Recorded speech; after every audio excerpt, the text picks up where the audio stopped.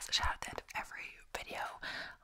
Link to that is in the description as well. I think I might have said that. And link to buy me a coffee is in the description as well. Just get all of that out of the way at the start. But yeah. So I just received a comment again about me speaking too fast. And yeah, I think I'm going to try and slow down a bit in this video. But as a reminder, you know, preferences are preferences and comments are comments. Like demanding things, etc. isn't the way to go, etc. As well as I have had comments as well telling me they like the fast speaking, you know. So just because you couldn't fathom how someone else finds something enjoyable doesn't mean that's the only way. The beauty of the earth and all of us is that we're all different. So that being said, I'm going to try to slower in this video. But my natural speaking speed does seem to be quite fast, or especially when I'm reading, because when you're reading something in front of you, etc. But when you're like talking from your head or randomly, it might be slower because, you know, you're coming up with it on the spot, etc. And yeah, except for role plays when you kind of like pre-planned it, etc. Yeah, also requests may take a while because etc. Especially a role play, because, you know, I have role plays already planned that I haven't done as well. It took me a while, and I feel like I'm just feeling more busy, so I don't really want to spend ages planning a role play.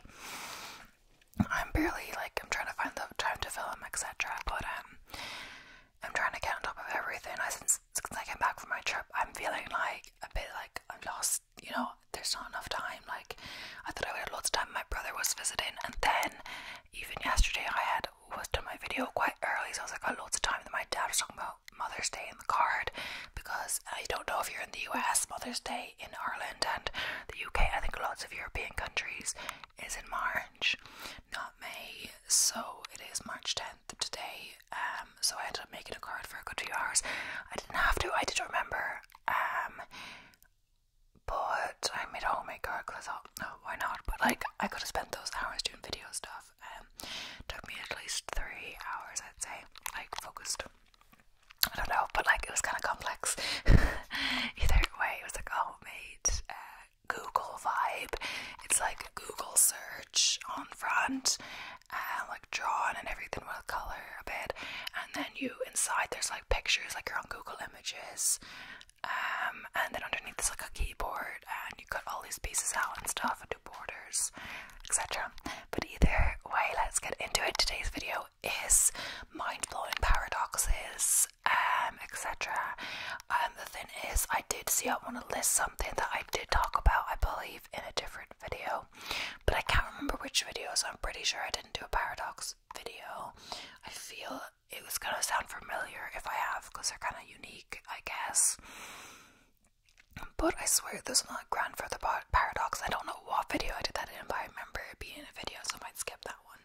That's in the next list though, so I'm gonna try to speak a bit slower. So, how many people need to be in a room for two of them to share the same birthday? Oh, I think I did talk about that.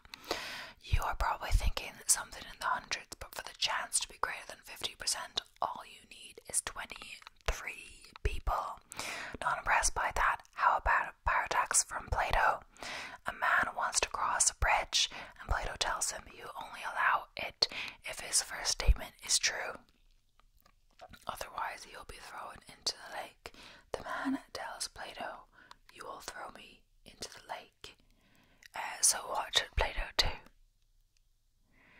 If he does it, it's so funny, because if Plato says that statement is false, he says you have to throw him in the lake if the statement is false. So by him throwing him in the lake, he's making the statement true, and then what the man said is true all along. And if it's true, it's true. If it's like, if he says, oh, that's true, and it wouldn't be true then, and then you would have to throw him in the lake. I don't know. So what should Plato do? Paradox always get your brain a bit confused. We've compiled a list of problems to flex your mental muscles from the friendship paradox in the infamous Catch-22. is the speed I'm going to be talking at. For me, that doesn't feel too fast. I have done a few extra slow videos on request. One was on request, and then I did a second one just for fun. It was up close, super slow, and the person that asked me for the request said that was what they had in mind. But that is like much slower and does require a lot of effort just to get that right, and you know, that's not usual speaking, you know, and that's like a different thing. I might do it sometimes, but I don't want to always talk really, really slow, you know. I guess the benefit will be I have to have less articles to do a video. So the first paradox on the list, those were examples, but they might come into the list. The drinker paradox. The drinker paradox goes like this. If someone in the pub is drinking, then everyone in the pub is drinking. The problem comes from the wording, which means it seems that one person in the pub is causing everyone else to drink. By instinct we know that this is not the case, but when made into a formal logical statement, it means focusing on a person at the pub drinking will prove the statement to be true. That one person could be anyone at any different time, meaning there is a lot of flexibility. Either way, whoever is thinking about these kinds of problems at the pub is probably drinking by themselves. That's a assumption. Simpsons paradox. So, sorry to get your hopes up, but this has nothing to do with the TV show. Instead, the Simpsons paradox refers to a strange behavior in some statistics when data demonstrates a pattern, but is negated when groups are added together. For a simple illustration, let's say that two people are doing archery, shooting at targets, and they are both given two equally long sessions. If person A shoots on target more times than person B, it doesn't necessarily follow that person B has had a higher shooting accuracy over the two sessions. How could that be so?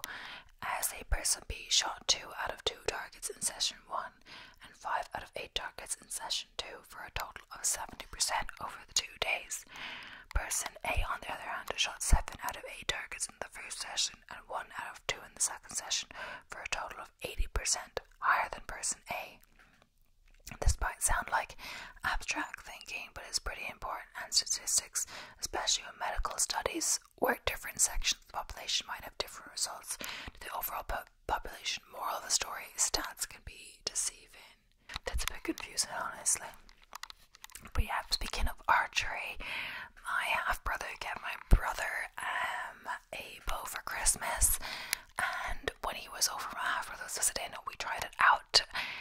We actually started first before my brother got home, but even though it was his bow, technically, you know, details. But before it was too dark, he wanted to start at least. And we got a target. They had the proper target this time, they didn't really have it before. So my dad got some target somewhere in a store, and they put it on the back of like a piece of wood. I called it up a bit. Either way, I found it quite difficult at the start, but then we actually moved a bit closer, and then apparently, I don't know if it was straight away, but I got 3 out of 3, and then I got the next time 2 out of 3, but then later I didn't get as many at all. At least I wasn't ruining as many. The thing is, they can actually get lodged in the, even though they're like really big, they're kind of big arrows, you know, they look like they wouldn't be easily lost. We have yet to find like at least 2 in the grass outside, because they've just lodged themselves in there. But yeah, and also a surprising number of the arrows get damaged, the tips come off, and I'm like, wow. But yeah, and there's way more resistance on a bow than I thought. I'm like, wow, my weak arms are not doing well with this. Don't skip arm day, folks. But yeah. So, the ship of Theseus paradox. This paradox dates back to the deep thinkers of ancient Greece. We are asked to imagine a ship called Theseus that the government is desperate to preserve. To do that, they are replace any pieces that are damaged or fallen apart. Slowly, over time, every piece of the ship is swapped for a new one. The question is, at the end of this process, is it still the same ship? The paradox relates to identity and applies to you too. Every cell in your body is regenerated just like the ship, so it's saying that you are the same as a few years ago. The paradox of social interaction. Some less than others, but we all need to socialize, and when we have good interactions, they are based on both sides having a common understanding. But where does this process begin? If you try to predict what someone else is thinking or feeling, act accordingly. But when the other person is doing the same, it creates an endless loop. Even just describing this is enough to give me social anxiety. Some of these aren't so obvious, or like, but it wasn't what I was thinking when I think of paradoxes. 2 envelopes paradox. Say that I hand you 2 envelopes and tell you that they both have money in them. The only difference is that one has $10 and one has 20. You make your choice and then I give you another option. You have one chance to switch envelopes. Intuition seems to tell us that there's no advantage to swapping. You would have 1 in 2 chance going in, and why would anything have changed? Strangely, mathematics say that you should change. The calculation finds out that the value of switching is optimal because you stand to possibly gain double what you have or lose half of what you have. On its face, we know this equation is telling us something wrong. It takes some tweaking to get the calculation to arrive at a correct answer, which is that there is no advantage to swap. Sometimes it's better to trust instincts. I'm kind of confused, honestly. What would you expect from a paradox video? I think we've done the birthday paradox before, but let's just do it. Yeah, how many people would have to be standing in a room for someone to share the same birthday as you? Think about it. Immediately probably start to calculate the 365 days in the year and work out a formula. But if you haven't heard this problem before, get ready to have your mind blown. Turns out for the challenge to be over 50, you only need 23 people in a room. That means a normal NFL team roster 50 players, there should be a 97% chance of 2 sharing the same birthday. How does it work? To put it simply, it's because the calculation uses every possible pair, so for 23 people, it's 23 multiplied by 22, which is already 253 pairs. Ever wondered if multitasking is actually effective? That's coming up at number 15. Oh. That's not part of the, birthday paradox. It's just like wanting you to keep reading the article. Maybe they include it, like, say if you're like getting bored or something, people click off, or I don't know. So they want to like maximize the time you're on the web page or something, so then you're exposed to more ads. I don't really know. Keep you guessing, keep you watching, And on a cliffhanger, you have to watch the next one, you know how it is. So the paradox of aging. So, okay, let's get out of mathematics and into the real world. The next one is called the paradox of aging. And depending on how old you are, you might have already experienced it. It refers to the observable, and then has a link. Fact, the more a person's physical and cognitive health declines through age, the happier they tend to be. This seems pretty counterintuitive when you think about it, since our youth is when our body is at peak performance, but it's only as we age that our well-being increases, which is generally associated with an improved ability to regulate emotions. See, there is at least one positive to aging. Okay, so the paradox of FOMO, the fear of missing out. So you might not have experienced the age paradox, but you will know what FOMO feels like. That stands for the fear of missing out, and it's difficult to escape in the social media age.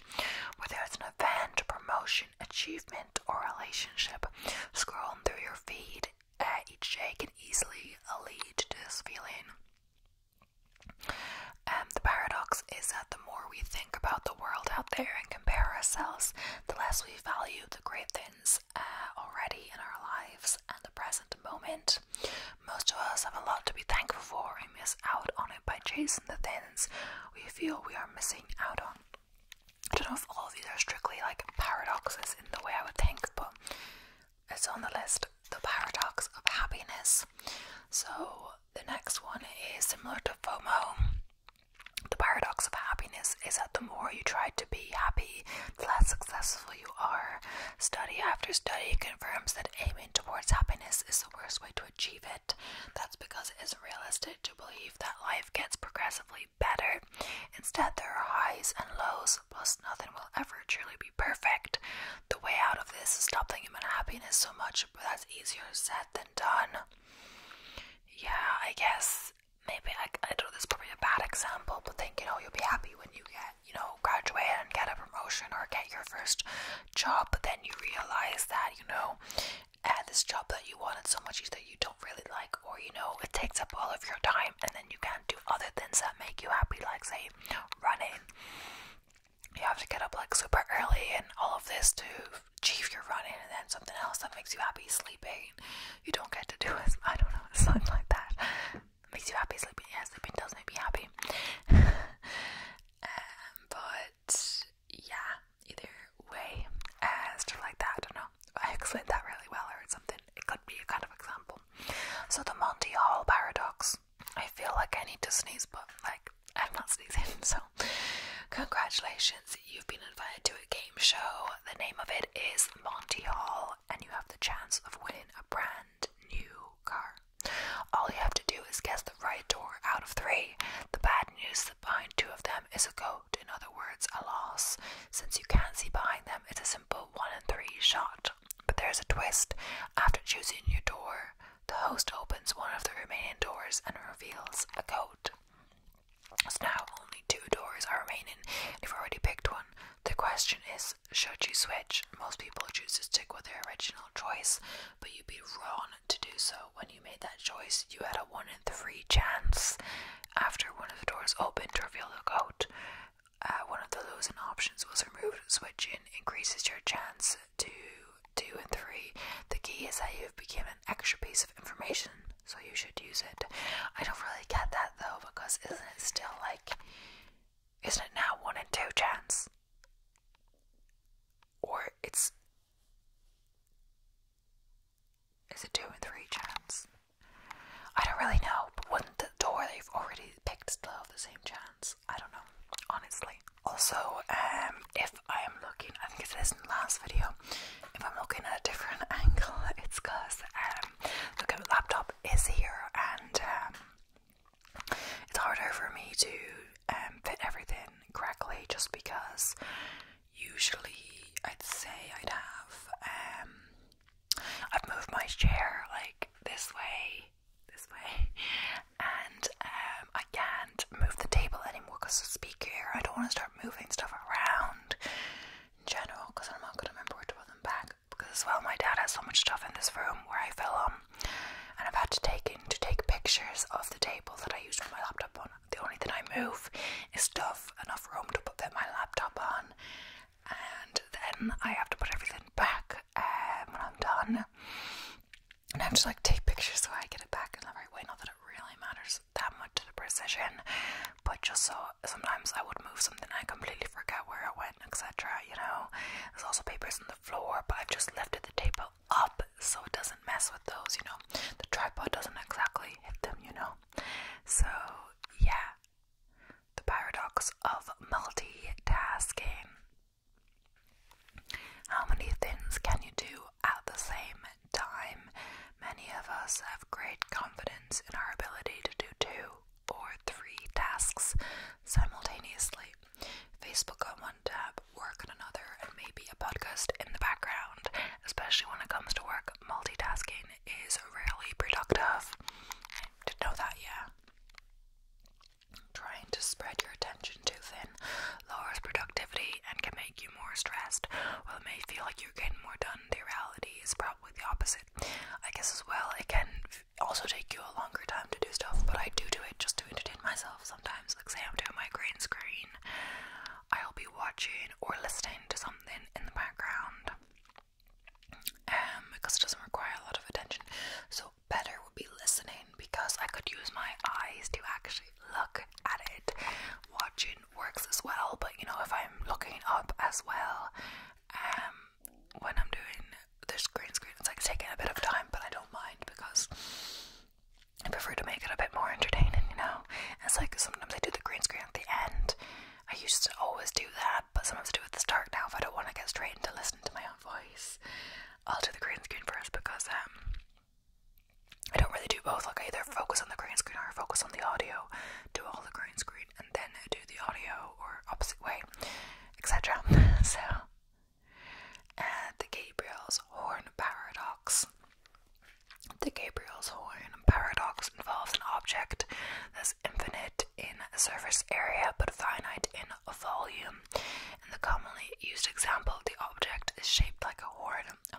asked if it is possible to ever paint the inside of the shape.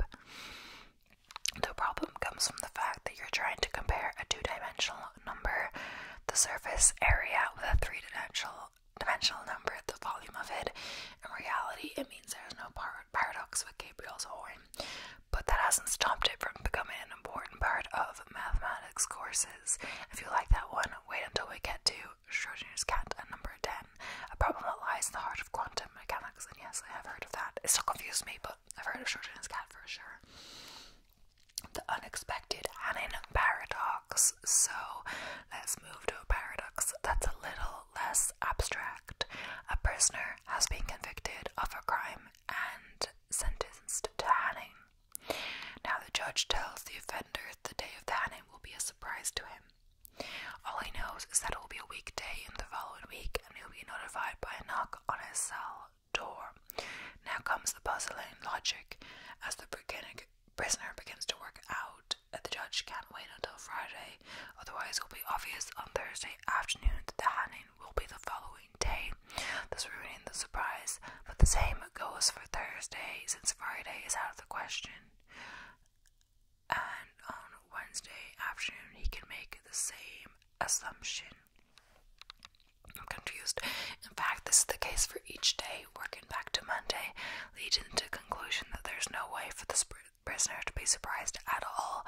The paradox comes from how deductive thinking can arrive at an incorrect conclusion. If he hears a knock on the door on Tuesday, the prisoner will no doubt be surprised.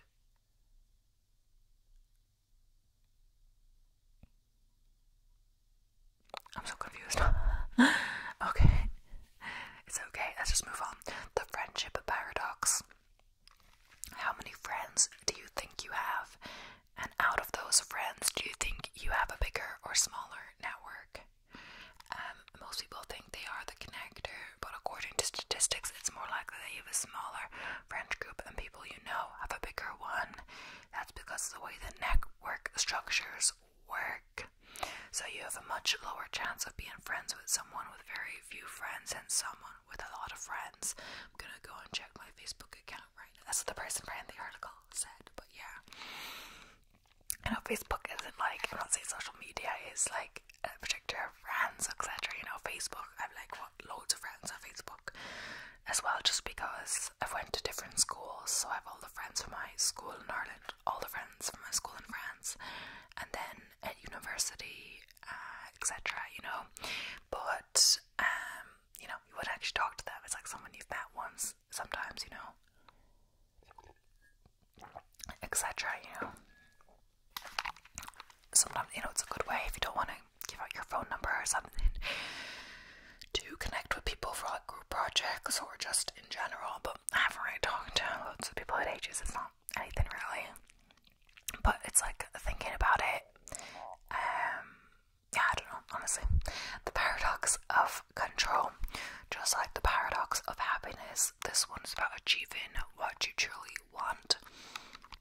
In some situations, the more we try to control things, the worse the outcome is. Psychologists call this misapplied control, and it's a natural tendency. So the instinct to control things often improves our lives, but focusing on every aspect is counterproductive. Where we waste our energy worrying and becoming anxious, letting go of control and accepting the risk of falling can actually lead to better results and a better life. So the paradox of Schrodinger's cat, yes. And there's a little like bubble that says be simultaneously dead and alive. And the box gave me an incredible perspective over the life, the universe, and everything. And I am here to tell it to the world. It's a cat. So the next one is a good illustration of quantum physics. Don't worry though, there isn't any math or calculations involved. It's called Schrodinger's cat, named after the physicist who thought it up. The basic premise goes like this. You put a cat in a box alongside some radioactive substance. If the atoms from the substance decay, then it will cause acid to be released and kill the cat. But the paradox of the scenario is that you cannot tell if the cat is dead or alive until the box is opened. Because of the probabilistic way the radioactive material works,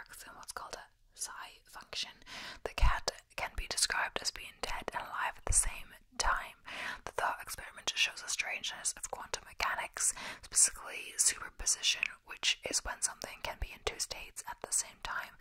I have a question though. Did anyone check on Schrodinger's pets though?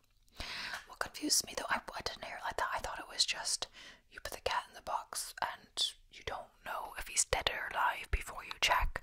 So when you haven't checked, he can't be both or something like that. Like you don't know. So that's confusing because I'm like, even if you don't know, the cat can still be dead. You just don't know he's dead or she's dead. You know. That's why I thought, you know. But it's maybe it's something different. It's more quantum mechanical. And this, I'm also thinking with the forest. Is this related or not? I'm not sure. It's about perception. I don't know if it's related, but we did like philosophy or something. Like if a tree falls, like what is sound? It's like if a tree falls in the forest, does it make a noise? Because isn't the noise us perceiving what's happening, or like our senses or something? You know, does it just make a noise by itself, or is it us perceiving the noise? I don't know. Paradox of information overload. Oh yeah, I think I've heard of this, but you know that feeling of standing in front of a supermarket aisle, paralyzed by a mountain of choices. That's not just you. Research tells us that we can only hold between 5 to 9 items of information at a time. This forms the foundation of the paradox of information overload. We usually think that more information is better, but psychology proves that we are only able to use a very limited amount of it. It's much better to focus on a few key pieces rather than try and take in everything all at once. Yeah, I have heard of that. Yeah, too much choice is not great, and like it can just take you longer to make a decision, and depending what the decision is, it could be minimal in the difference, like different kinds of cereal, or you know, it could be like healthy versus unhealthy. But I'm not saying, you know, there's no, you know, mark for what is unhealthy. Anyway, people argue that a healthy diet or balanced diet is, you know, incorporating the healthy or the less the desserts, etc. Not trying and being able to, you know, control yourself and not binge because you let yourself have them. People say about binging is that like if you put a big, you can't have this, when you do have it, you're more likely to binge, not be able to control yourself. But if you have a more controlled amount, you don't want to go crazy on every dessert you have. So honestly, I actually make desserts basically every week. It's also helpful when I'm running so much to have a snack, etc. As well, because I guess I have a snack. I just like the desserts I make better, even though it takes more time. I wouldn't, like, we have sometimes biscuits that are vegan as well, but some snacks that we have like, aren't vegan, etc. So I just like to make different things. I made some lovely double chocolate chip cookies. Honestly, I made the double chocolate cocoa powder and chocolate chip or chopped up chocolate. But this is the same ones I made last time. I just made a little bit more because last time I was like telling my brother like, oh, they're mine, like being really protective over them because there wasn't that many. So this time I made a little more so I could share them a bit more, you know. It doesn't necessarily mean I'm gonna eat more, it just means, you know, whatever. But either way, the paradox or the cookies is, I don't know, not necessarily paradox, but is that if I were to make, I made a batch and a half, if I were to make a double or whatever, the cookies don't last forever, and at a certain point I'll be like, oh, the cookies are going bad, I have to eat more, you know. So I end up eating more cookies, and that's not the goal. Like, I think like 1 to 1.5 to 2 is about the max. They are quite big a day that I would need, and like, you know, I am doing like big runs when I say this as well at the same time. Either way is I tracked. But yeah, you don't need like, you know, multiple cans of different baked beans and try to choose between them. Really similar things when your decision is kind of minimal, like the benefit or different, you know, the whatever of it. Okay, the paradox of fiction. When was the last time you read a good book or watched an engaging movie? What made it good was probably how it engaged you emotionally. But there's a paradox here, composed of 3 parts.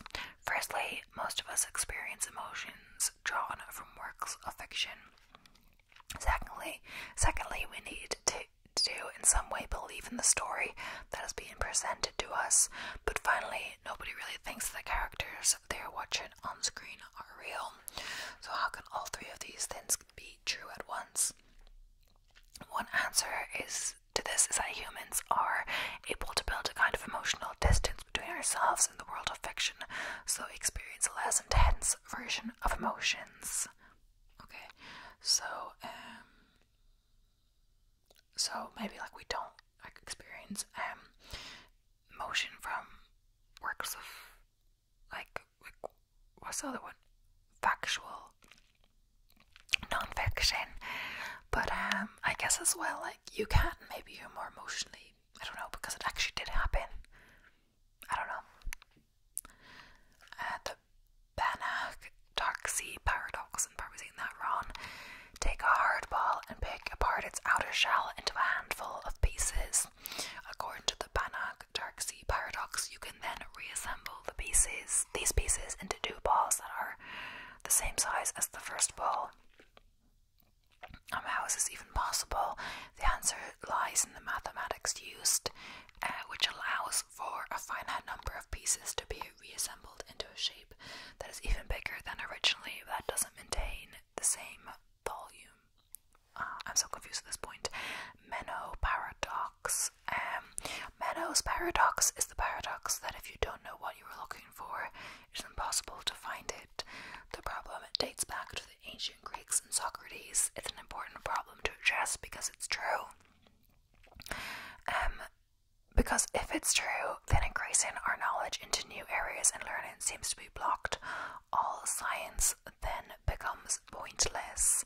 So Socrates resolves this by arguing that there is a kind of knowledge that we are unaware of deep inside us that has to be accessed for learning to occur.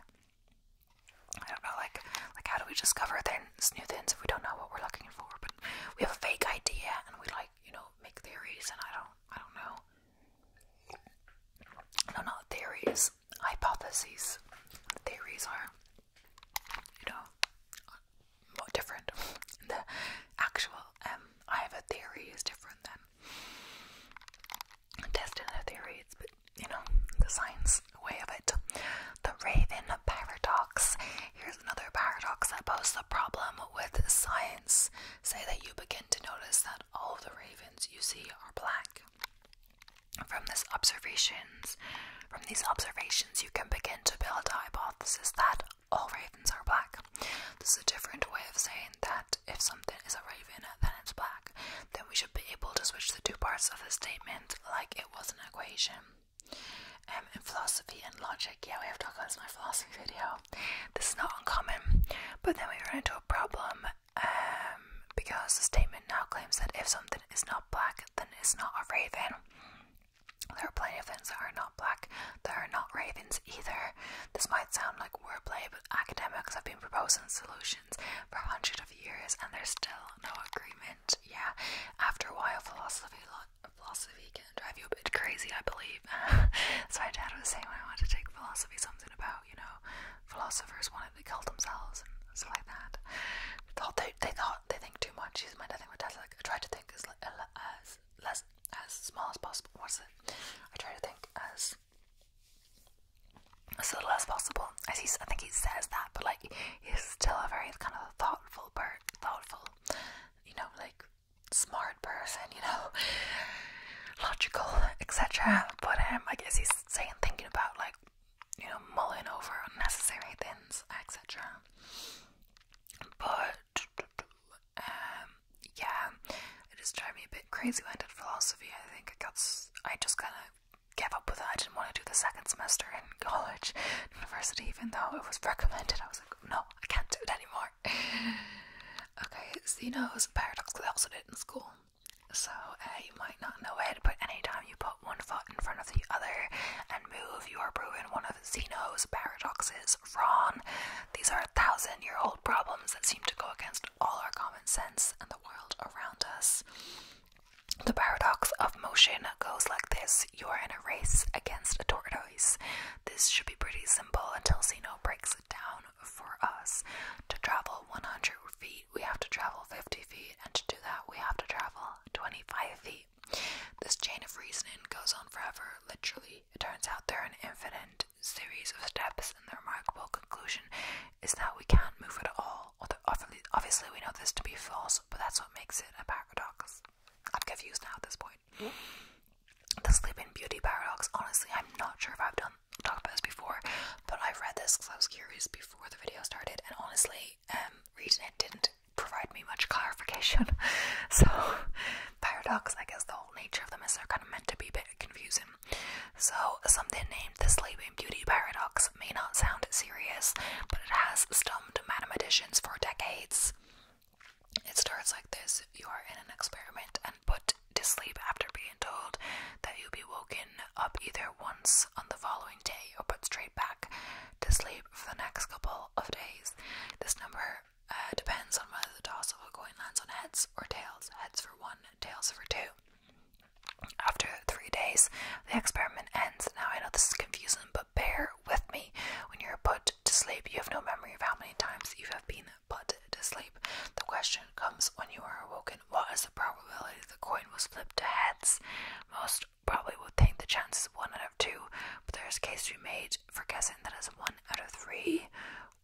Why? Well, you have no idea what day it is or how many times you've been put to sleep.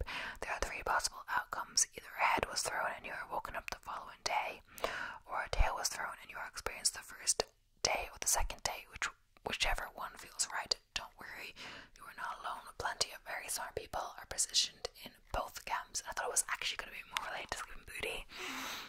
I was a bit confused when reading that, but still. So, catch-22 paradox. Ever heard the term catch-22?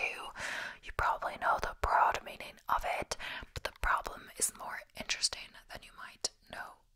The origin of the term is from a 1960s novel where someone is trying to get out of a military service. The conditions state that someone has to be mentally unfit to be relieved from duty, but here lies the paradox.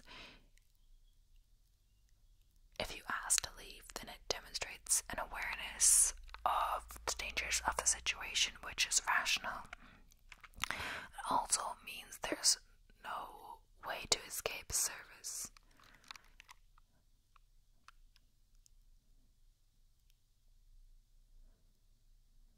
Okay. Britain's bridge. So let's take it back to ancient Greece one last time. In this paradox, Plato is guarding a bridge wherein his greatest student, Socrates, wants to cross. Plato gives him one condition to pass through safely. He tells Socrates that if the first statement he makes is true, then he will be allowed to cross unimpeded, but if he lies or says something untrue, then Socrates will be pushed down below into the water. We talked about this in the intro. So, knowing to be cunning, Socrates answered by saying, "You will push me into the water." Now you probably see the paradox. If Plato pushes him in, then it will turn out that Socrates' first statement was true. Or if Socrates is allowed to pass, then once he has passed the bridge, his first statement will turn out to be untrue. There are several proposed solutions to the paradox, but by far the funniest is letting Socrates pass before pushing him anyway. That's what it gets for trying to be too clever. So I do have more lists open with more paradoxes, but I just did one list for this article. Maybe it's my slower talking, maybe it's more explanation. So this website is called List 25, so all the lists are 25 things. Sometimes I've gone through one list and then I have to get more lists and I nearly make it through another list, etc. Sometimes it's only one list for the full video. So it could just depend on how much I ramble or how slow I talk, or also how many words are in each list, or etc. So I feel like I must have been talking slower in this one, or maybe I bring in some anecdotes, how they're called, anecdote. I don't know what the word is, but bring in some little things that reminds me of that, and that makes the video longer. But either way, I did try to talk slower, but any slower than this I don't think I'll really be doing, especially for just a one-off maybe. But yeah, either way, I hope you enjoyed. I might do a part 2 if I'd have to check if the other lists are repeating, because a lot of time when I do multiple lists, a lot of the lists start to repeat themselves, which is annoying, of course. But I think there are a few different ones, but I think some article or some video we did something else, because on one list is a Pinocchio paradox, I swear I did that one before, but I can't remember which video it was in. Maybe it was a fact video, like a random fact video. Maybe that's it. That's probably the most likely explanation. That goes randomly thrown in there. But either way, thank you so much for watching. I hope you enjoyed. This is the end of the video now, so please don't forget to subscribe.